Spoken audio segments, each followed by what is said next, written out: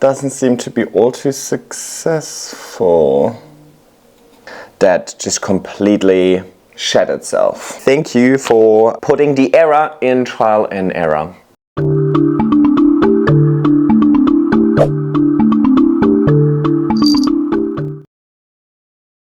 I am obsessed with this new way of growing alocasias. I feel like alocasias are finally turning into one of my favorite plants again. And I think technically alocasia is such a great genus because there's just so much variety.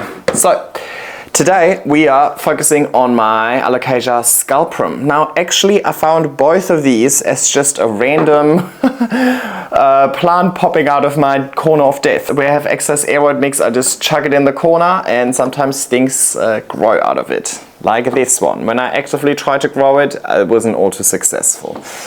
I put one in aeroid mix and I put one in water. I put this in aeroid mix way before I knew about this method, and the idea was that I'm giving it another shot, and I've had it in the greenhouse, but it's looking a little sad. So let's look into it. I'm expecting a little bit of rot potentially. Yes, there's definitely a few roots that came off, I can see that. But let's see if it has any roots left. Like, can you see these teeny tiny roots there? Not good. This one is the one that is has been growing in water the whole time. So it has grown pretty much all of these roots in water. Now, that's actually not very good because I wanted to make an experiment.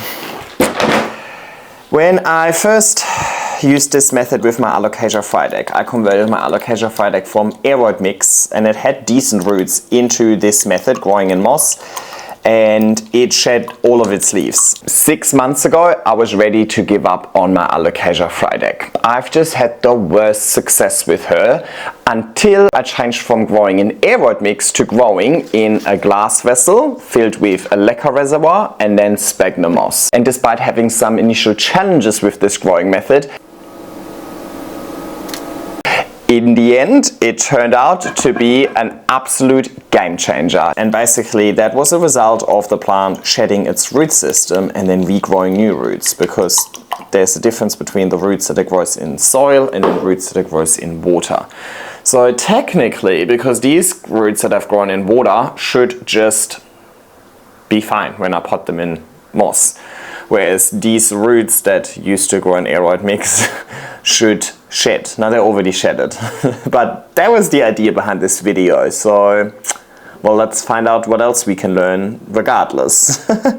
But yeah, I wanted to see whether the plant that was already propagated in water has an easier time adjusting to that new growing method compared to the plant that was grown in aeroid mix. But to be honest, considering the first experiment I've done with the Hack, I'm pretty sure we have confirmation of that being a thing. The thing that, you know, coming from soil to this method is gonna be a little bit harder. Hence, I think my recommendation would be to, I mean, of course you can always convert an existing plant, but my recommendation would be to just collect corms from any existing plant and then start them in moss, and then you have less of an adjustment. Anyway, that is the hypothesis. Oh my goodness, English. This leca is extremely big, by the way. Anyway, this is kind of the hypothesis. Oh my god. This is the hypothesis. This is my hypothesis. I think that's right this time. And I wanted to prove this with this video, which is not now obviously not happening, but we're still going ahead with the video. We are converting these. We can still see if there's any sort of differences. And what we can see is also, is the water, are the roots from the water propagation, are they going to suffer or not? Is the plant that already has roots going to establish a little bit quicker in here? Or is actually the unrooted cutting potentially outperforming it? We'll find out. So I just, what I've done here is I'm using dry moss, so I just put a little bit of dry moss around the corm with roots and so on, and when I water it in, the dry moss is going to expand, and that's then going to fill in all of the little gaps between the roots and so on. So that's a good trick I learned from the boys at Plants Decor and DIY. Alrighty, so I also don't need to compress this because that is going to be done by the watering. So let's get some water. Good thing about this Alocasia is I don't think this is really ever going to grow very large, so I think it's not going to outgrow this little vase anytime soon. So I way overfilled this for now, just so the moss can absorb the water, and then I'm gonna pour out any excess that I don't need. Let me just quickly clean up to give the moss a minute or so to absorb it. I have actually already rinsed and soaked the leca this time as well. Last time I didn't soak it, which honestly didn't make a difference, but I soaked it today, so all I'm saying is like the leca won't need any water absorption, so I can pour out quite a bit.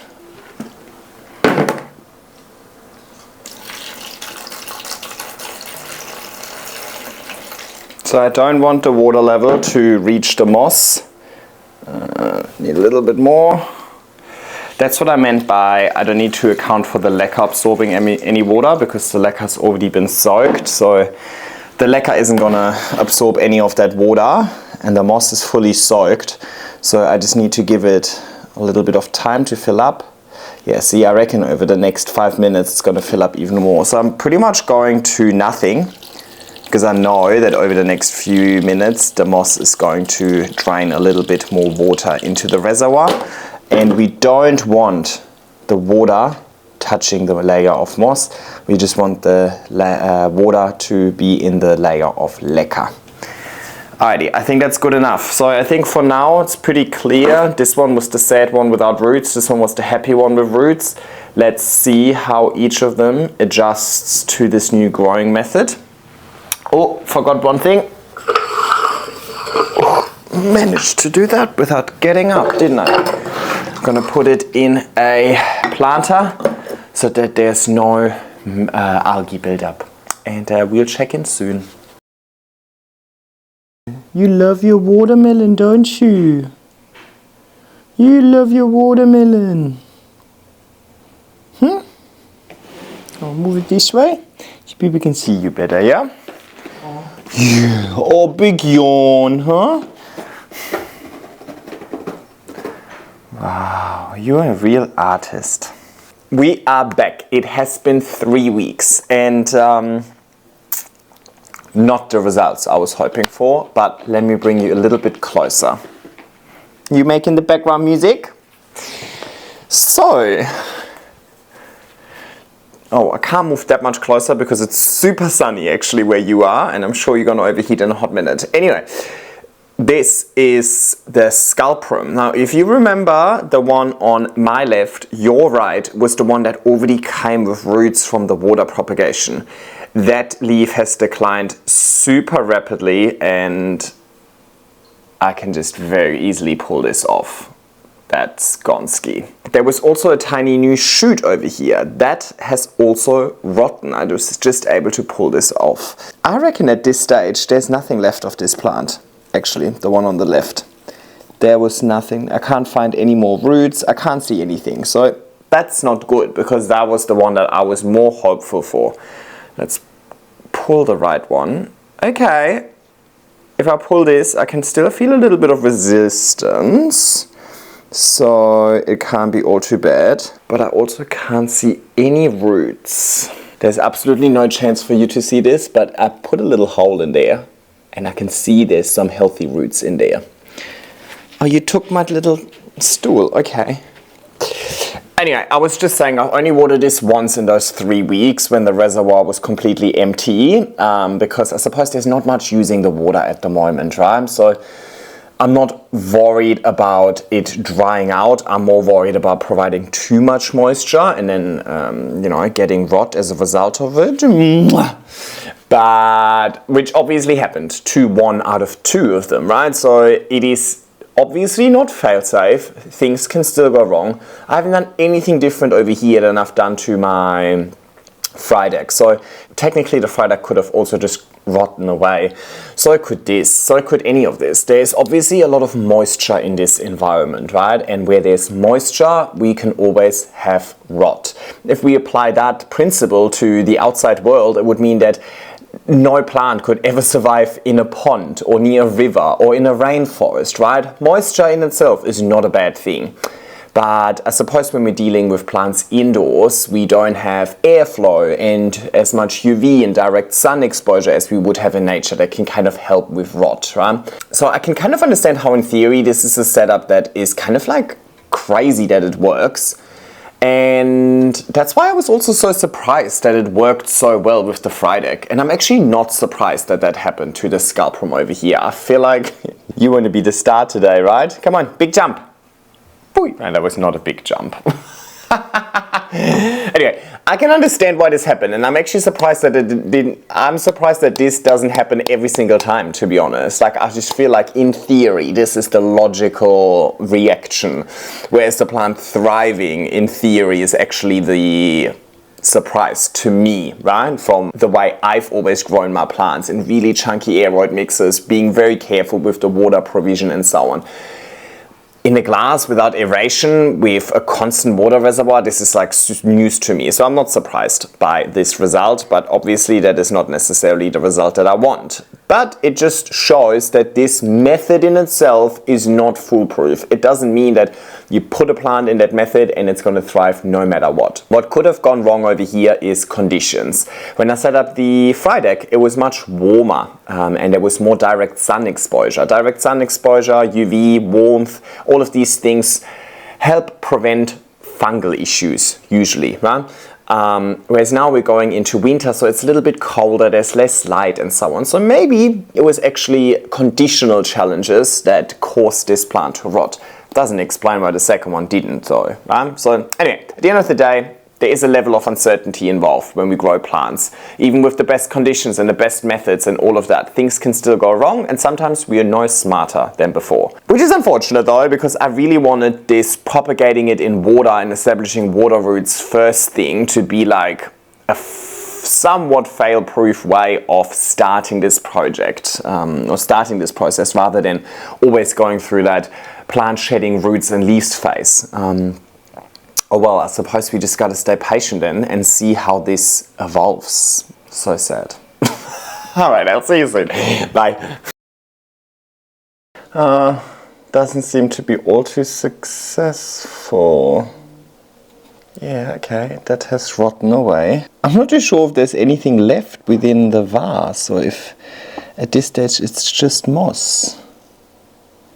I can't find anything. I can't find a corm. Here's the other rotten corm. Oh well.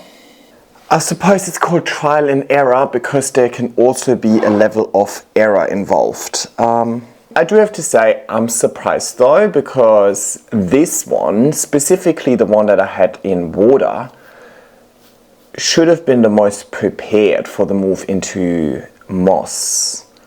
So I'm a little bit confused as to why this one in particular failed, because I've done it with my fry deck, my Odora Batik, my Sabrina, and my Anthurium whatever, and all four of them were successful. I'm not saying they're shooting the lights out, but they're growing, and I can see that they have adjusted to the new method of growing, and there's roots. This one is the only one that just completely shed itself. But the thing is, failing once does not mean this will always be a failure. Succeeding once does not mean this will always be a success. Having 4 out of 5 being a success, I think is a fairly good ratio, like 80% success rate. I think that's fine. If we're considering that we are dealing with living organisms, it's a good reminder that the method and the conditions and all of it can be right, and the plant could still throw a hissy fit, right? And that is also okay. We will accept our failures and we will just try again, right? But I think it's actually nice that something went wrong. I mean, not for myself. I would have loved to keep this plant, but I think it's nice for this video, right? It's just a little reality check that you can repeat the same process and still not get the same outcome. Which also means if you guys are all repeating the same process that I'm following over here, you might have vastly different outcomes. Keep in mind that you might have vastly different conditions to me. You might try a completely different species. You most likely have completely different seasons and so on. So we could all be doing the same thing and end up having vastly different results. And that is a beautiful thing about growing plants. It's not just copy and paste. We don't all end up with exact carbon copies of each other's plants. Well, that concludes the end of this video. Thank you for joining, and thank you for putting the error in trial and error. I suppose that's where I then end the video, right? There is no 12 months follow-up because we already finished. Hope you enjoyed it. Like, subscribe, and leave a nice comment, and hopefully we have better success in my next video.